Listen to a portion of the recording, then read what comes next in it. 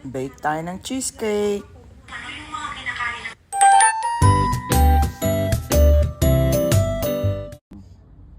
Dito ba? Opo. As in dito. Oo, dyan. Pwede na to ha? Pwede na yan.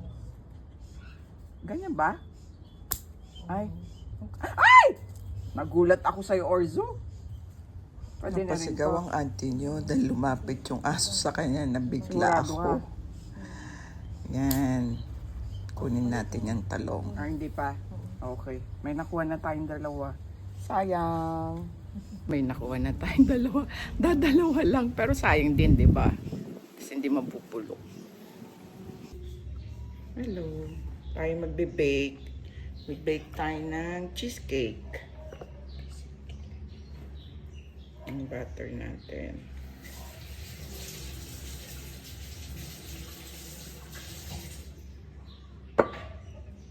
At saka sugar.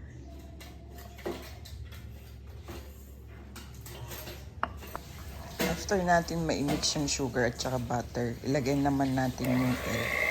Dalawa yan, pero dapat isa-isa lang ilagay. Yan. Para mahalo natin ng maayos yung egg.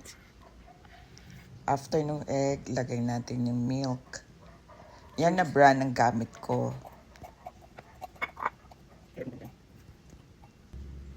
Tapos i-mix natin uli yan. Lagay natin ang vanilla. Minix ko na yun na yung di ko na napakita. And then yung vanilla. Tapos gamitan natin yung uli ng hand mixer. Hand mixer ngayon ang gamit ko. Mas convenient sa akin, mas maano. Tapos ilagay natin yung kalahati nung mixture ng all-purpose flour at saka baking powder. Yan. Mix natin. Mix lang natin yan lang ng spatula yan. After nun na nilagay ko yung half, na-mix ko, and then yung kalahati ulit. After na nahalo ko lahat yung flour, susunod ko na agad yung cheese. Nasa sa inyo na yan kung gaano kadami yung cheese. Gagamitan ko siya ng hand mixer para mas mahalo natin siya ng mabuti.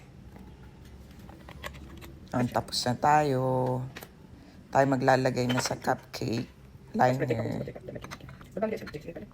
Mix natin para siguradong ma-mix kaagad yung... Hindi kaagad. Para ma-mix natin mabuti yung cheese. O yan, maglalakay na tayo. Mga 3/4 siguro. Pero ako na sobrang ko yung lagay ko kaya medyo may mga malalaki.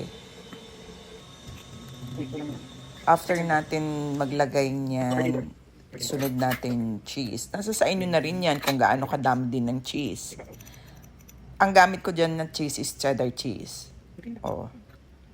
Mahilig ako sa cheese. Kaya medyo marami yan. Pero pag nag-bake yan, pag naluto yan, tignan nyo, parang kokonti pa rin yung cheese.